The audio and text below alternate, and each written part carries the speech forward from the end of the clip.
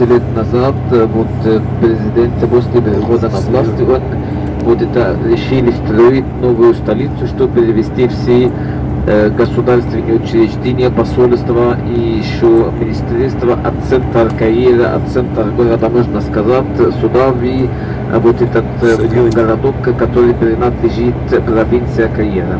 А тут понятно, даже, как видите, они работают даже еще не заселенный город, даже дальше увидите много домов.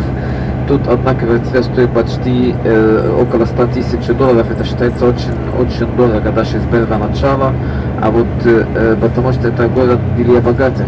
То есть даже увидите дальше это ограждение, потому что все большая стена, можно сказать, вокруг города, потому что это город только для богатых, там есть в основном большие филиалы компании, еще тоже филиалы банков, все в основном в этом городе. Это дальше еще строится, это называется новая столица Египта, через тоже 15 минут мимо проезжаем еще, дальше тоже будет справа Новый Каир. Новый Каир это другой город, был построен, можно сказать, 30 лет назад начали строительство, и уже в настоящее время очень большой, там заселенный, там много населения, там тоже этот считается престижным районом, очень престижным районом, там около 1 миллиона живут.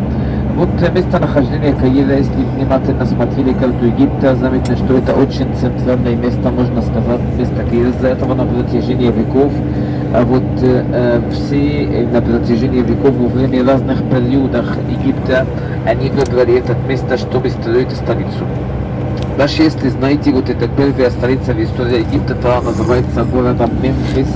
Об основании, можно сказать, 5200 лет назад или 3200 лет до нашей эры, это считается первая цивилизация в истории, первая объединенная столица, можно сказать, в истории Египта. Потому что, если знаете, тоже цивилизацию Египта датировались 7500 лет назад. 7500 лет назад это мнение, можно сказать, или большинство историков согласны, что 7500 лет назад начал цивилизацию Египта. Есть тоже другие мнения, разные версии.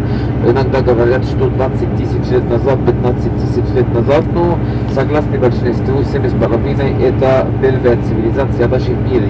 И это египетская цивилизация. Даже 2,5 тысяч из которых 2,5 тысяч не очень известно для нас. Это называется в истории Египта до династического периода. До династического периода это значит до знания надписи, до знания письменности. Известно, что Египет был разделен на две части, северной и южной. Северная часть это значит в Нижнем Египте, и южная часть это в Верхнем Египте. Между севером и югом было очень много конфликтов.